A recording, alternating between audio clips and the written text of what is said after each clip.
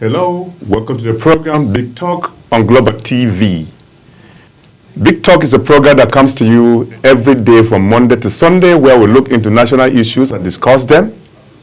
The program provides us that opportunity to invite personality to be with us in the studio to analyze with us on issues that are quite relevant for those who are really watching us live and direct, wherever you might be. Of course, my name is Topsy Gimba. We shall be doing it with my most respected Nigerian, a politician, well known in Southern Kaduna and even Kaduna beyond. I decided to invite you to be with us in the studio because Nigeria as a country is going to celebrate the 65th Independence Day, and we are actually growing. In a very short while, we'll be talking about 100 years. But the question is that most Nigerians are really asking, is there anything that calls for celebration in this country, having spent 65 years, when then we obtain our self-rule from the colonial masters in 1960? These are some of the questions that most people are really asking. Of course, a child or a human being that was born at that particular time is now a very grown-up adult, probably aging out from the society. Has he really benefited from what he thought was going to be independent when the colonial master will hand over power to our people, and then we control everything ourselves for the betterment of the society? We do not know yet, and that's why he is invited. Alongside this topic, there are many things he will tell us more in the presence of Honorable Godfrey Ali Gaya. Honorable Godfrey Ali Gaya served as a member House of Representatives representing Zongo Katef Jaba Federal Constituency in Kaduna State for 8 years. And at a point, he served as the chairman House Committee on Sports. That is to show that indeed he has come a long way as a politician. Today, he's a very strong member of the All Progressives Congress APC in Kaduna State. It's a pleasure having you on the program this evening, Big Talk, Honorable Godfrey Ali Gaya. It's my pleasure to be here. It's been a while. Very quite while. Where have you been all this while, Honorable? Around and about. Yeah, though I often meet you at home. Very well. Yes. I don't spend a weekend outside Abuja until it is very necessary. Mm-hmm. The linkage between the constituency and myself has been built over 70 years. And if I don't go to the constituency every weekend, I feel lost. I want to be there always, be part of their lives, be part of the environment, interact, mingle, get to know firsthand their problems, their needs, and I become a partaker. Rather than the kind of people that will come and express surprises or say surprises. I've gotten so used to their lifestyle, and I'm very much at home anytime, any day. Indeed, I was in Chori. I came back yesterday, and I'll still go back tomorrow, Friday. Wow. Can you imagine that? As a geologist, and you suddenly found yourself a politician, one begins to imagine, what offered you the interest? Geology is a very unique course. Of all the courses that you may see in the curriculum of any university, the most versatile of them all is geology. It takes you from creation, from evolution, to mankind, and to the present state we find ourselves. It talks about what keeps you. It talks about the resources that makes you better. It talks about statehood. It talks about division between races, and then what God has put underneath your earth, and it takes a like mind, a sound mind, to be able to unravel that which God has hidden for you, expose it, extract it for you to benefit. That is why the world over, respect is given to geologists, because the more they discover for a nation, the better it progresses. Petroleum was discovered by the science of geology. The same with solid minerals, the same with the water resources. So if you have geologists within the frame of a nation, you have a reservoir of talent that can fit in anywhere, be it politics, be it history, be it archaeology, down to science and physics. So we are very comfortable, and that's why our calling as politicians is usually like coming home. We don't have issues adjusting. Yeah. Okay. Nigeria has given you so much, have you? Very well. I like this country. If I have to come back again and again, assuming there's the incarnation, I always pick to be a Nigerian. It's a wonderful country. Possibly, Ms. George, possibly not seeing the light that I see, possibly out of mischief. It must be one of them. Wow. So you are simply saying that it's worth being in Nigeria? Very well. There's no other country like Nigeria. I say it anywhere. Wow. I say it again and again because the truth. But there is this cacophony of voices, those speaking for, those speaking against, that the country is not doing a lot. And unfortunately, or should I say fortunately enough, we are celebrating our 65th independence when then the colonial masters handed over power to self-governance. That is, our people will govern us. 65 years. And today, not just days, not just months, but the years, counting up to 65 years. Anything to take home? 65 years for me in evolving a statehood or evolving as a nation. 65 years is just a tip. It's a drop in the number of years that qualifies to beat your chest and say, yes, this is statehood. It takes time, it takes sacrifices to get there. Nigeria is only 65. When you compare with the advanced nations, ask yourself, how old have they been as a sovereign nation? Some are 200, some are 300. We are only 65. And then give it to us. Nigeria is a complex society. Some people are lucky that they came to this world having just one tribe, one language, and one religion. So it's so easy for such nations to quickly gel and become one, workable, formidable. In this country, you talk about thousands of different ethnic groups all coming together to want to forge love, harmony to be a nation. That is not easy. So what we must expect that Nigeria, from its own source and from its own origin, from the day one, we came in with challenges. And the challenges naturally cannot be solved in one day. 65 years is good, but 65 years is still counting. I believe that the day Nigeria attains the age of the countries we look up to and admire, we will give kudos to ourselves that truly the statecraft that have taken us thus far for 65 years has been very, very fantastic. It's not easy to forge this kind of a country into one indivisible, one country that is harnessing resources to compete with those that have been there hundreds of years before us. So Nigerians complain, and it's out of sheer will that this country should speed up and catch up, run, overtake, and occupy. But that is a dream, that is a wish, that is a hope. But in pursuing, we should also be patient in believing in the country that one day, that's why we have in our own anthem and pledge that the heroes of our heroes past cannot be in vain. That means there's a continuous exercise, there's a continuous process of evolving from where they started. We will do our own and also exit. Others too will come, but they must come with hope and belief that this country will excel. Okay. Is it the number of years that determines how best the country will be? Or is it the takeoff? Look at Nigeria, the taking off as a nation, when then they handed the country to us to govern ourselves. Did you see the takeoff good enough that probably will now say, having stayed for like 65 years, we are on the right path to getting it? I agree the takeoff was good enough. Before 1960, we had a Nigeria with a tripod leg. You're having the north, you're having the east, you're having the west, and they need to come together to become Nigeria, to become one. Ab initio, that wasn't easy.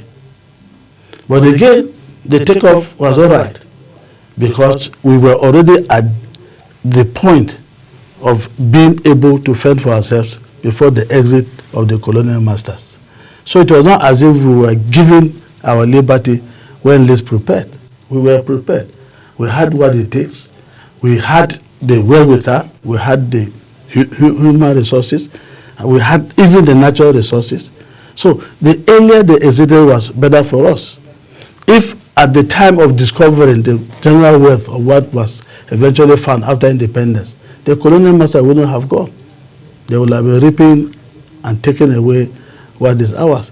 So by the time they exited, it was the best time for us. But like I said earlier on, Nigeria had challenges, and we're still having challenges. What are the challenges? Between the first day of being independent in 1960, we started with a very good civil rule. The time of Tafawa Balewa, the time of Sardauna, the time of Awolowo, the time of Nnamdi Azikiwe, it was not a bad mix. But after 7 years, the military came in. From 1967 to 1970, Nigeria was in a very terrible civil war. And thereafter, the military came. So they truncated all that we have built for independence with a new form of governance that possibly we were not prepared for. It took us time, many, many years, to arrive at where we are now. From the year 1967 up to 1999, you understand that we are governed by a system of government that is today seen as an outlaw, seen as archaic and seen as unworkable. It's no longer the craze to be ruled by the people with berets and guns. So we pass all through all those. And if any nation will pass through this kind of administration, change and twist from parliament to military, from military back to presidential democracy, and we're still standing, you must give kudos to our tenacity, our resilience, and our power to believe in this country. Other countries going through this process will have caved in. But Honorable Godfrey Guy, it's not just saying that we are still staying together. Staying together, that's one thing. They said hunger is dignity is better than eating bread in slavery. Say hunger and dignity is better than eating bread in slavery. If you understand that? Yeah, I do. Yeah. Unfortunately, none of this situation applies to Nigeria.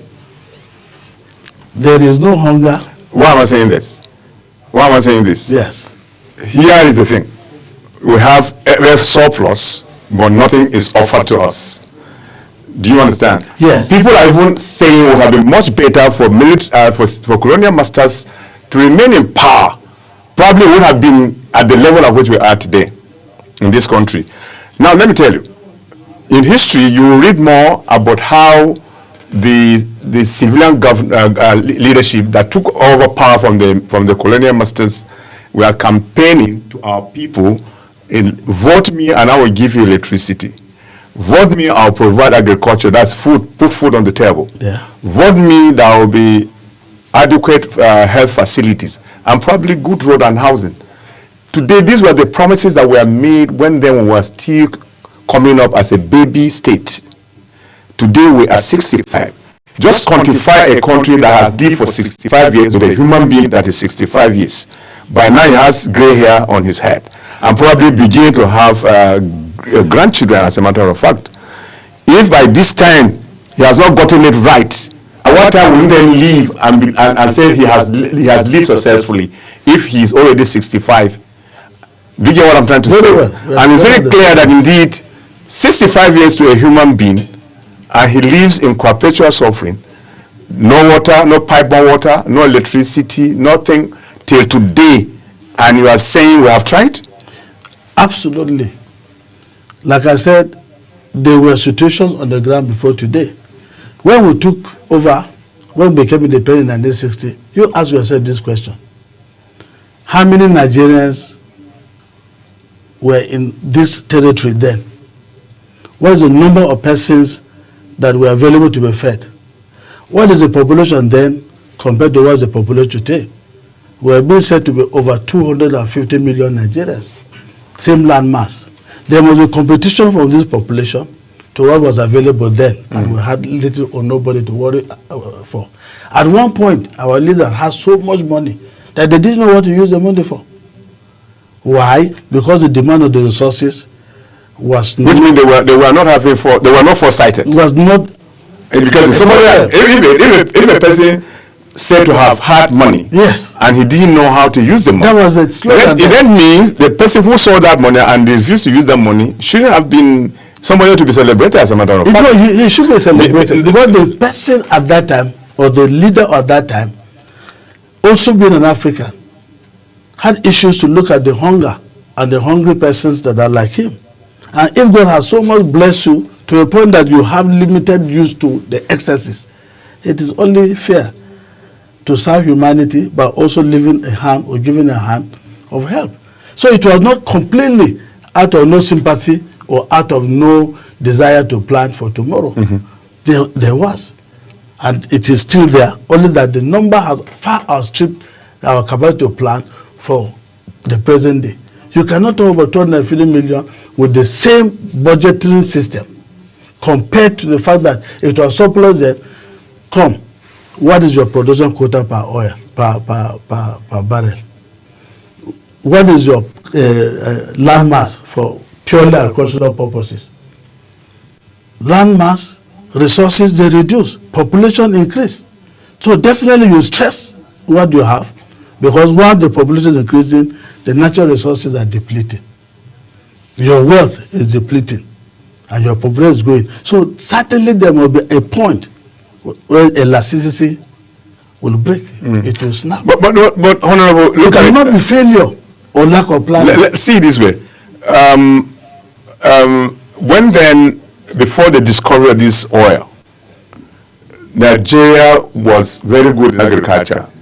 We read in the history books that we had pyramids of granite in the north, in Kano precisely, and with it, and in the southwest, cocoa and whatever. With these, the first set of human beings that govern us use those resources or produce to stabilize the economy and send so many of these people that are today our leaders to even overseas to study, so that by the time they will be there, like the way they went, they will come back and probably improve the lives of Nigerians. But today, 65 years, what we had is even being misused. And if we continue on that trajectory, it's very clear that at the end of the day, we are likely not going to see anything to use. Meanwhile, the population, like you said, is growing. And if the population grows and the leaders don't have foresight, and then they shouldn't have been there. They are behaving, let me tell you, they are behaving like an Okada man that will be riding a motorbike with a passenger at the back. Meanwhile, the passenger is his girlfriend, and they will pass by his house, and the family will say is a passenger. That's what you politicians are really doing. The Okada man will be passing his family house with his wife waving at the girlfriend that he's carrying at the back, believing the passenger is truly a passenger. Meanwhile, it's a girlfriend. That's exactly what you are doing. I disagree with the analogy. It's very simple and it's straightforward. When we started, Nigeria was strictly a rural country. We had enough land mass. At that time, the population of those engaged in tilling of soil for subsistence agriculture to feed was about 75% of the total population. Today, we're grappling with rural to urban drift. Today, we're struggling because life is not in the villages. With urbanization. Life is not in the villages. The urbanization itself is taking away lands that will be utilized for farming to make it easier for you to feed. But whether you like it or not, it is a worldwide phenomenon that certainly you must get people drifting from rural areas to urban areas, first to enjoy the facilities that the urban areas serve, like you have talked about, no water, no this, no that. That is the attraction. And when the attraction moves people from where it should be easier for them to feed to where you needed to do additional much more to feed, then the challenge cannot be seen as just waving to your family when you're passing with a girlfriend. Meanwhile, you're passing with a girlfriend in the name of a passenger. Yeah, it will have been a more difficult challenge that you imagine. That's what I say. I disagree with that analogy. So those in government, they're thinking every day to make Nigeria heaven on earth.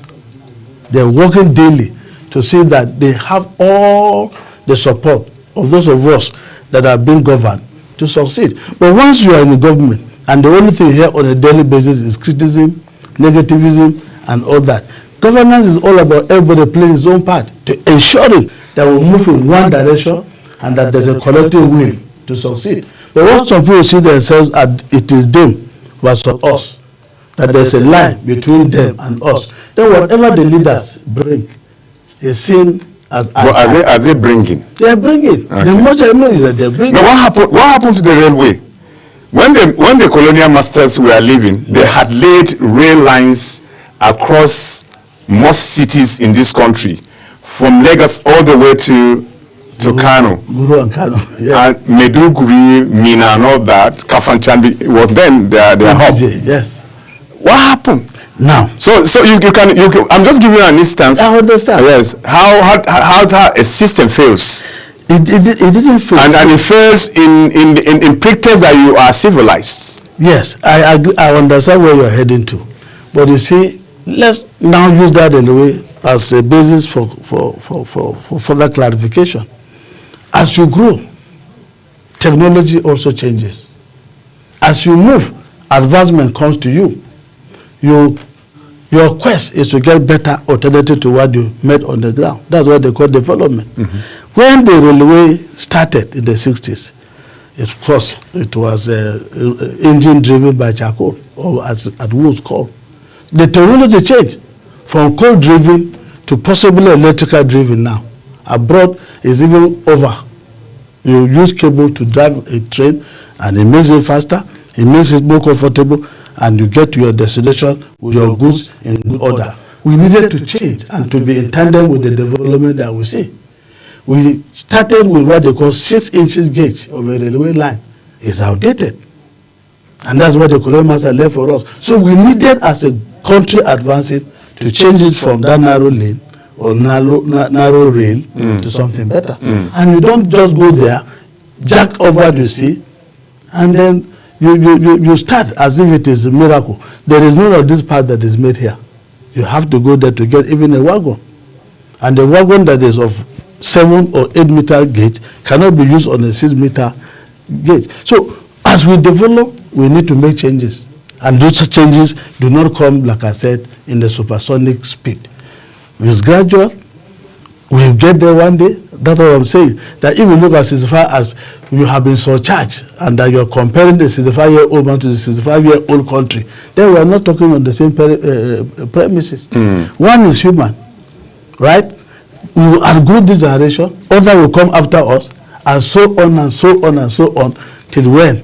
I don't know. So therefore, you must always do to the left bit. But Honorable Godfrey, you know, in philosophy or in logic, the premise matters. Yes. If you are laying a foundation of a house, and the foundation is shaky, and that means the conclusion of the building will not be correct. I agree with you. Right? Now, if a system is growing and is dangerously growing to a very bad way, like the way we are seeing things in this country, I was really expecting, just like developed countries are, they started at a tough terrain, but today a lot of improvement has been going on. They're even catching up with what God has made, that you thought initially will not have been challenged. But here we are talking about, AI almost doing everything that humans are supposed to do. That is how development is supposed to be. But look at the thing. We inherited what was left for us by the white, and we are even destroying it without even improving. And promises are being made, utopia promises, I would say, are being made. A mirage. When you are walking on a road, when the sun is shining very well, from a distance you will assume it is water you are seeing ahead of you. Am I not making you are a scientist? Yes. When you get closer to that position, you will not see is the normal robot that's an image of water that is deceiving you that water is there. See meanwhile, that's a mirage you are doing to us. I like when you use the word premises, right? Right. To every promise, there is a premise. That's it. When the premise fails, the promise also will collapse. That's the situation we find ourselves here. When government is desirous of making it good for us, it's a promise. Hanging on the fact that the premise necessitating the promise to come to pass will be fulfilled. By who? By us. When we fail to keep our premise, then the promise of governance collapses. And you cannot produce a leader outside your community, outside your society. The leaders are Nigerians. They have come from the same room that you are coming from. That's what I said. If governance must succeed, then it must be seen as holistic. Your part must be played, my part must be played. If you follow now from here to Garki, every manhole cover has been removed. The purpose of that manhole cover is to make drainage easier for you and me. The money invested in putting them to make facilities work so and make you comfortable and make you advance and develop has been sabotaged, not by foreigners. They are also Nigerians. So government keep repeating investment on what they have done. Instead of moving forward, we're going backward. If you drive your car, you keep looking at your mirror, you will not advance. And that's what we're doing here. We keep looking backward to see that way we are past, whether it's still there or not. So let Nigerians holistically believe that, look, whatever government is doing is for the good of us. And if we don't allow them to leave what they have done as accomplished, delivered, and ready to work, and move forward to the next stage, we will still be talking and running in a cycle. In this case, Nigerians are not the ones involved, but rulers, our leaders. I don't live in Villa. I don't work as a lawmaker like the way you worked as a lawmaker for 8 years in National Assembly. You have seen it all. You know the laws that you are making. You know why you people oversighted them when you were a lawmaker. Yes. You know how much you people appropriated for Nigerians to use as budgets. It's what we give that we take. Absolutely. Right? And if you don't do it like the way you said it, ourselves, the receiver, it cannot be blamed, but the giver is supposed to be blamed. Because you have allowed us in philosophy, or in justice, what do you call it? In moral philosophy, they said people come together like the way we are, hand over themselves to leaders to rule, so that there will be equity in sharing. That person will be the person that will share everything for all of us. Probably for those who don't have what you have, it will be taken and then put at the center for everybody to get. That is the idea of justiciable governance. It does not happen like that in this country. As soon as the colonial master left, and we are now putting ourselves that we are even prepared to celebrate, probably, is it Wednesday or Thursday, I guess? 65 years. Yes. 65 years to tell the child who lived in agony with the expectation that something better was going to come up, until he's able to watch what he's watching, almost in hunger, going back home in traffic, he sleeps, or maybe he eats 001 or 100, yes, or 010, or that kind of a thing. That 3 square meters is not perfect all the way. And the question is, why is he even eating? Nation building, having a country, is usually a mixed bag. You are emphasizing on the gloomy side. After 65 that is years, not, after 65 years, no. There is a glorious side. No, I'm not. There is a beautiful side. No. That me and you are partakers. No, the question here is from 1960 to today. Honorable. Let's go to areas and centers of Nigeria. When evil overtakes good, and then we are almost engulfed in it. That's exactly what is happening. You are using only lenses to see the good in the entire formation of what is called Nigeria. But nearly everybody suffered. You live here when Buhari was in government. You knew how we suffered when they were doing Naira redesigned. You knew how people suffered. Many died as a result of that. Food prices skyrocketed without any sign of maybe reducing. Families lost their loved ones. People went into fighting among themselves because there was no food on the table. And that was how it continued until this government came on board. And we were expecting that we were going to have a sigh of relief. The story is almost the same.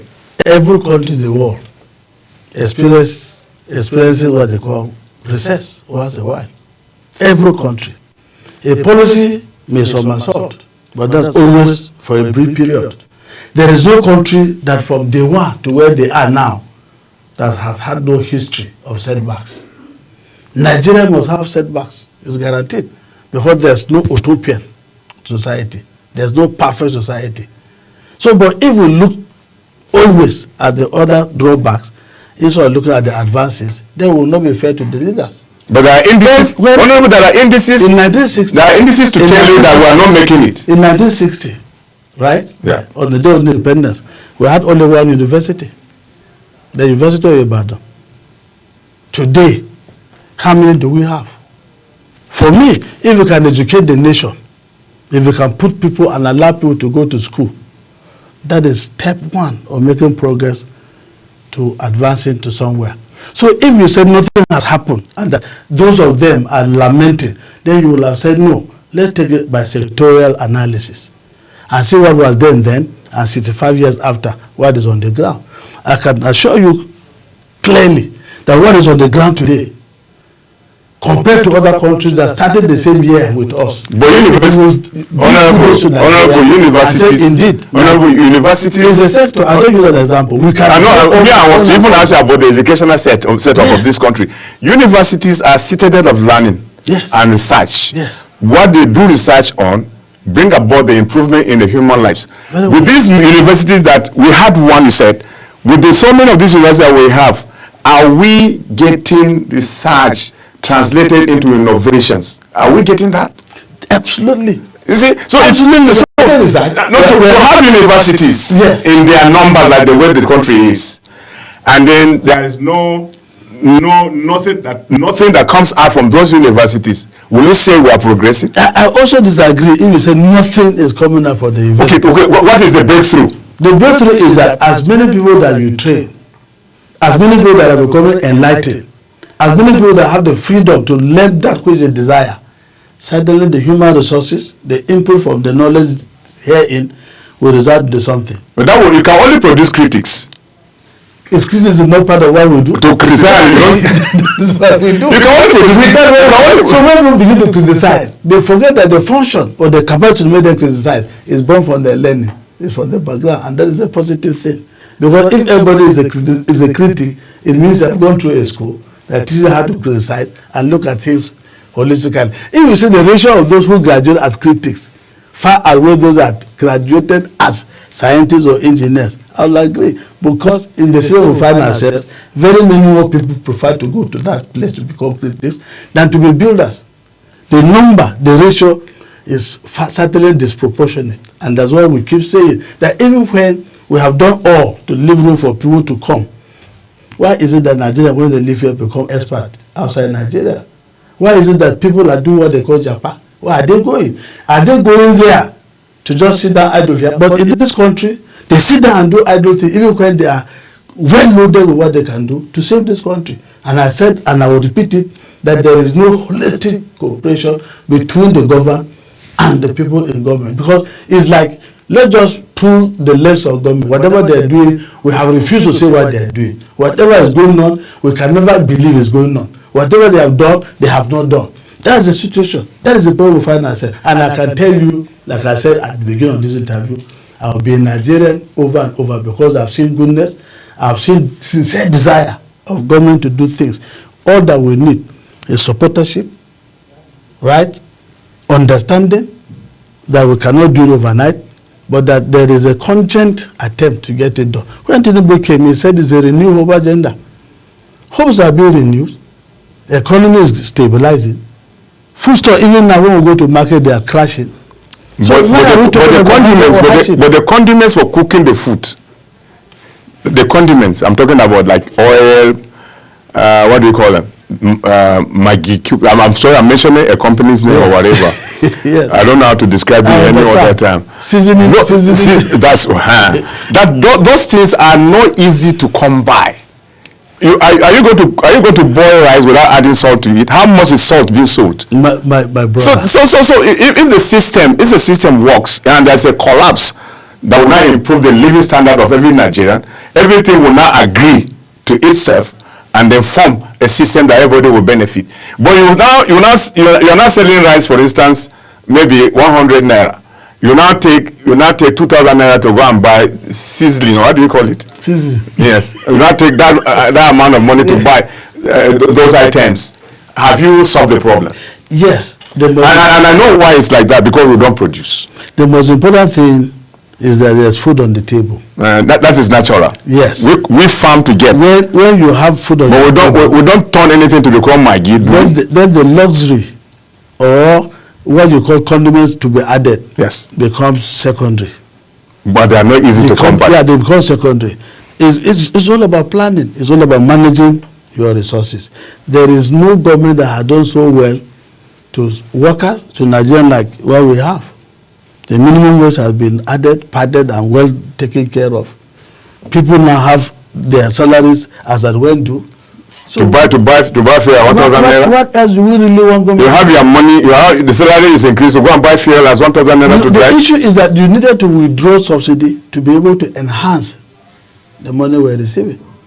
With that subsidy, we cannot even also give what we're giving, because you need to remove waste. How many Nigerians even own cars? The subsidy will be so much of an issue that they talk about it every day. But do we have system of transportation in the first place that we cannot use cars? Of course. Is the railway here? The railway that the so-called railway they built. Look at the mishap we have been experiencing in series. So the last one is the one that occurred in Kaduna Railway. I keep asking myself the question: what is the percentage of the Nigerian population that are actually car users, or those that will depend on cars to get business done? It's less than 5%. Eh? Yes.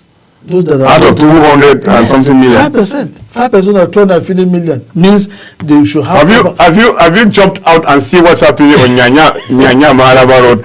I see the number of vehicles that come out from all places. Now if you said the facility to allow us to move at ease is not available. Whose fault? That is what. Whose fault? Government is on it. If you are foresighted. Are you aware now that apart from the Nyanya Road, there are attempts, there are ongoing projects to have 3 other roads leaving the city center to the suburbs on the same axis? It's ongoing. Construction is not what you do in 24 hours. A dual carriageway may take months to just do 1 kilometer. It's not because the government is lazy or unwilling, but the technology, the process of getting it done must respect even nature. Your government is rainy season now, there's a limitation to what you can do. When you fill your topsoil, the rain comes and it clears it up. Your contractor will insist that there must be variation. So sometimes you suspend projects that are very critical because of the season. So it's not failure always from government not willing to perform. Government is going to perform, and government is performing. But we must have that patience that when government is performing, our duty is to appreciate that there could be hindrances. Sometimes there could be monetary problems, which is normal. There is no government that will sit down on a very big band of money and will not do what is needful for making people to happy. Sometimes, like I say, if recession comes, or if the crude oil money falls in the international market, you become helpless. Your budget target is not met. You have a shortfall. That's why we go on and on and on trying to do supplementary budget to just ensure that skeletal services or very, very essential things are going on, because they cannot print money. It has to be backed up by a factor. Production, whatever it is, IGR, that gives you money. When you look at your purse and there's none to share or none to do the needful, you have to backpedal and wait for another bumper day to come before you continue. Okay, let me take you to your constituency where you're coming from, National Assembly. You served as a legislator for good 8 years, representing Zongo Cartel, Jaba Federal Constituency in Kaduna State. Very well, yes. Most Nigerians are of the opinion that at the time the colonial masters left, they handed over to us a system of government that's called parliamentary, where the leaders will be called the prime minister, who will be elected to be a member like any other. And then the president will be outside, who is just ceremonial, managing the economy in a way that is supposed to be. After a short while, the idea of presidential election, copying that of America, came on board. Now, in the National Assembly, I'm trying to summarize. In the National Assembly, we have bicameral, we have the Senate and that of the House of Representatives.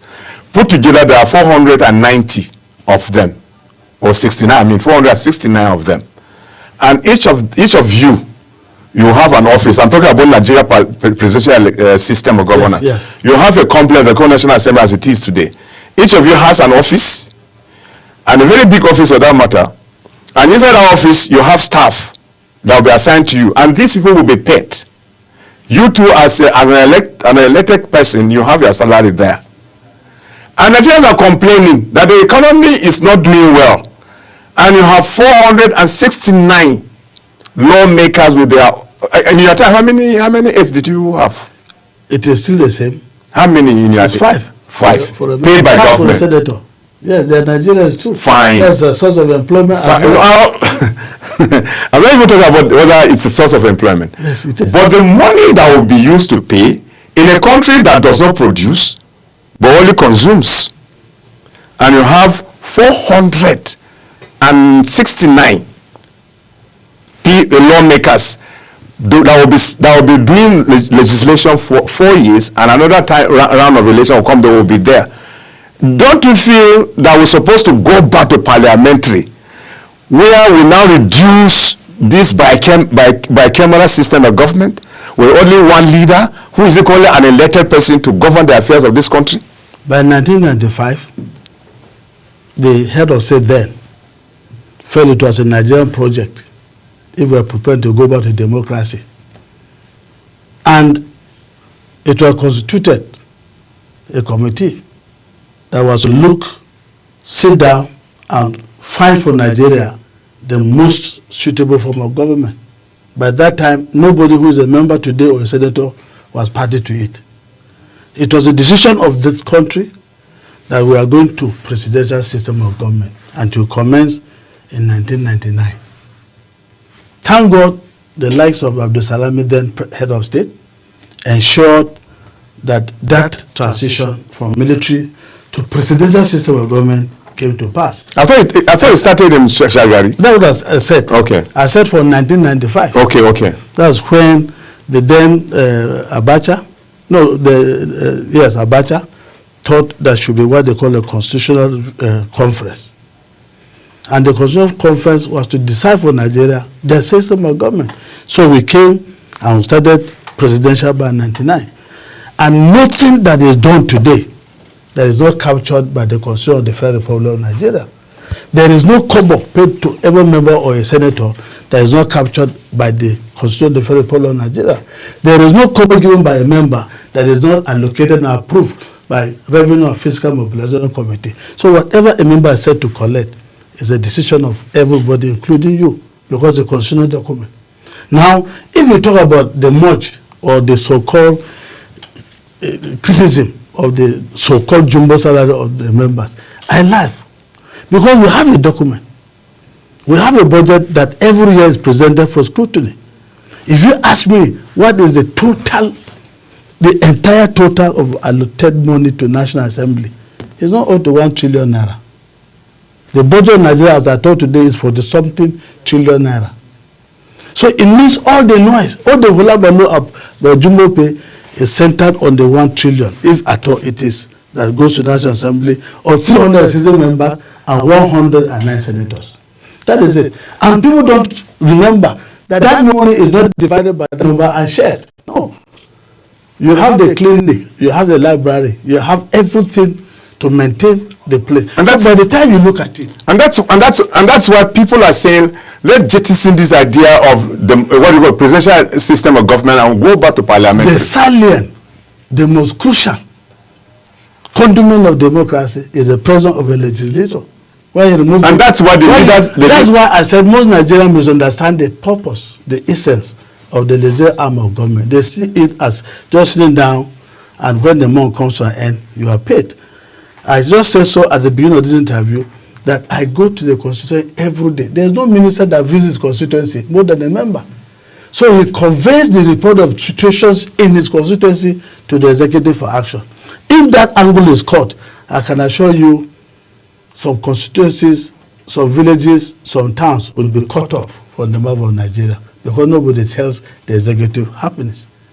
So we rather than so much power that is surrounding the executive that you think, even if you are representing like the way you people are, yes. Do you change the mindset of the executive when they want to implement something? That is the issue. So you see, because even the law that empowers you to do what you're supposed to do does not give you the power to enforce. You can only urge, advise. You can urge, you can lobby, then you do your oversight. And that's why I'm happy that some organs of government too are helping the National Assembly by going out of their way to visit constituencies to confirm that what has been said to have been done is really being done. The ICP is up and doing. They go to constituencies, they summon members to give account.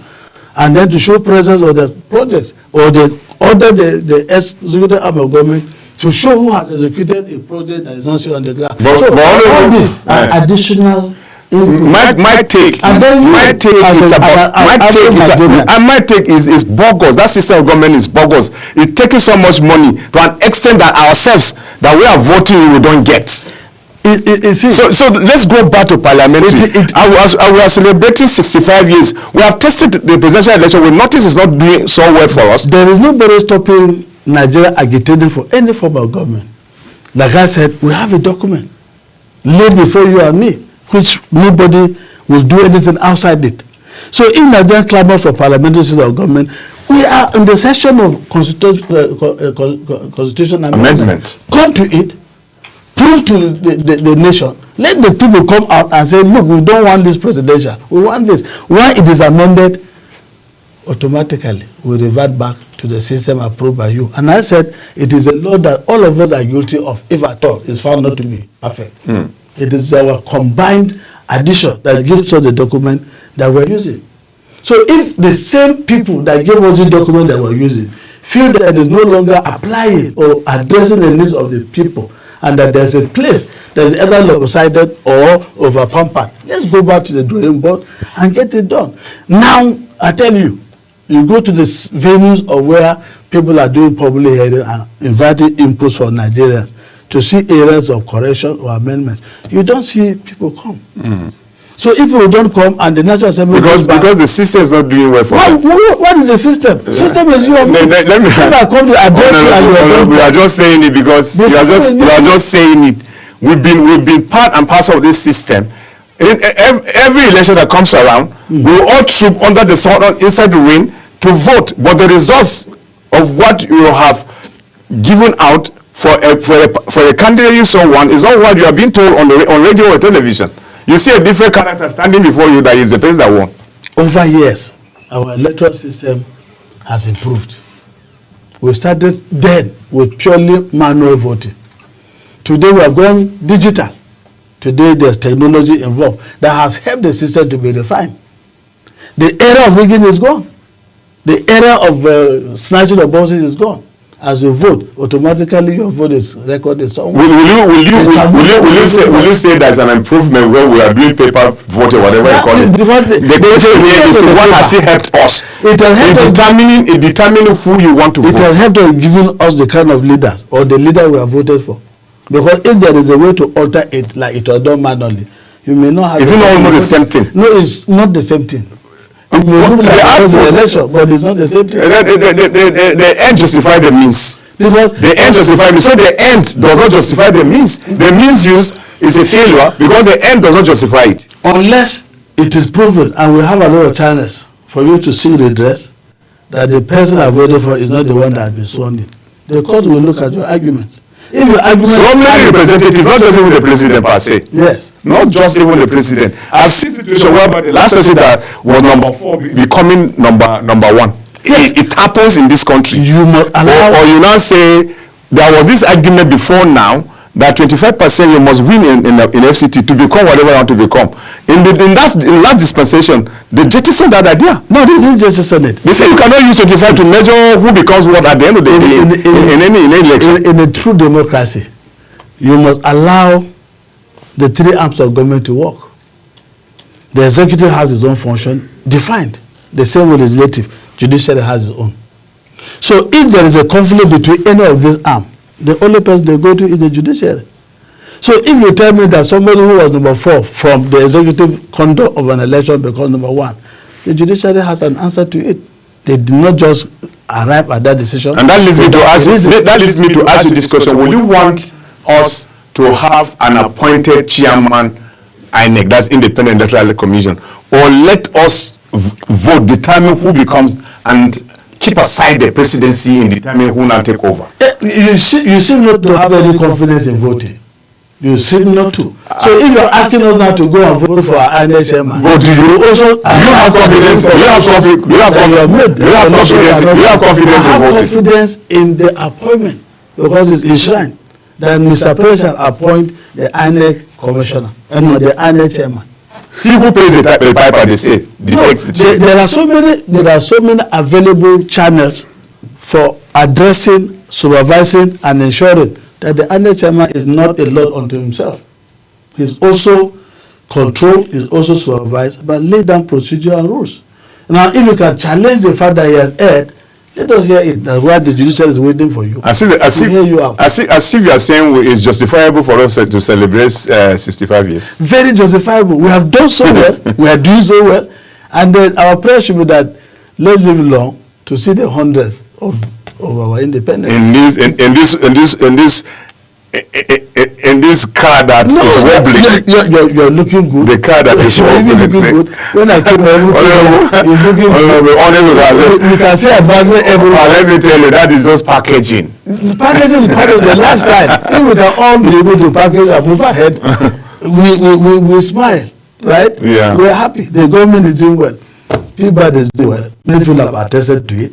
He has gotten several recognitions all over the world. Nigerians should also key in and say, Mr. President, well done, you are trying. Of course, it may not be like you like it, but again, we're completely abandoned. We cannot compare this country with so many others that feel abandoned by the leadership. The leadership here is intact, from councillor of the local government to the senator of the Federal Republic, to the chairman, to the ministers. Everybody is discharging his duty in total accordance with the ambit of the law. So we should appreciate it. Challenges can come. Styles may differ. But the ultimate goal is that as we move on by age, we're becoming better, we're becoming more united, we're becoming also one nation. When nations start, they start at different angle and different degree of maturity. But what makes a nation become a better run nation is by the time we begin to gel, we begin to forget our cleavages, all the cracks are becoming cemented, then true proper development can be seen. You cannot talk about development when we're busy fighting on religious lines. You cannot talk about development when people are killing people in their villages. This government is spending so much in ensuring that stability, peace, unity is brought. Now, if you say I'm hungry, yes, maybe when they give you food to eat, somebody will be killed in another village because the security apparatus is being gestation to service food on the table. So there are so many challenges confronting the leadership that you must take them most important and trickle down to addressing certain things that you may consider failure. They are not failure. They are only that we don't have the resources that can give us all that we want at the same time. There must be priority, and safety to life and property must be number one. Yeah. And that's what government is busy doing. Okay, let me ask you this question. It's personal. It's you, your opinion. You were PDP, because time is gradually eroding us on this discussion. Okay. You were PDP. Now you are a full-blown APC. What happened? A lot happened. See, I joined the APC in 2023. Before then, for 99, I was at the PDP. Now, when you see a leader that is sensitive to the yearnings of your people, not me, and that you see a leader that has done what you have never witnessed into your area and for your people, then no matter how hard your heart is. Okay, what are you referring to? What are you referring to? I'm referring to the president of the Federal Republic. Okay, okay. He has done so much for my people and for South Africa, and I'm proud to say so. If I see what we have gained in the last 2.5 years of Mr. President, I will have no reason to stay in any other party. What did you do that you felt it was important for you to leave PDP? Infrastructures are there for you to see. We have been fighting on the... What about the road that links from Kuwait to Kafancha? Is that road? It is going to be... it is captured in the budget. Go and find out. Which budget? This 2025. We are only just starting because I told you, seasons sometimes affect construction. Let us see what happens at the end of 2025. Whether that road is it a bargaining chip to use for campaigning? No, it is not. Like I said, it's a season. How can you not talk about road construction when the Russian rainfall will disturb even your feeling? So let's wait. What is September ending and December ending? It's 3 months plus. Okay. And you will see it done. And then, like I said again, go to Southern Canada today. There's beauty in the fact that Kabachan now has a medical center, which we have been fighting for the past 20 years. Go to Kechia, you will see a beautiful university. Your people are in better position than they've never had in the past by the magnitude of somebody like Mr. President. So if I had joined It's simply because I need to encourage Mr. President to do even much more for my people, not even me. Okay. Congratulations, sir. Thank you very Let much. me feel you. Thank you so very much. It's becoming colder. It's colder. I thank you so very much for taking time to be with us on this program, Big Talk on Global TV, Honorable. It's my pleasure always. Yes. Call me every day, I'll be here. Thank you so much. You're welcome. I appreciate you deeply. Thank you. Yes, our viewers, that's how far we can go on the program Big Talk on Global TV. You will watch us on DSTV channel 365 at start time 276. My guest I had in the studio, Honorable Godfrey Aligaya. He served in the National Assembly for solid 8 years and the chairman has committee sport. And right now he is a staunch member of APC. I don't know his intention, maybe he will be campaigning maybe next election, I wouldn't know. But that's exactly what I should think.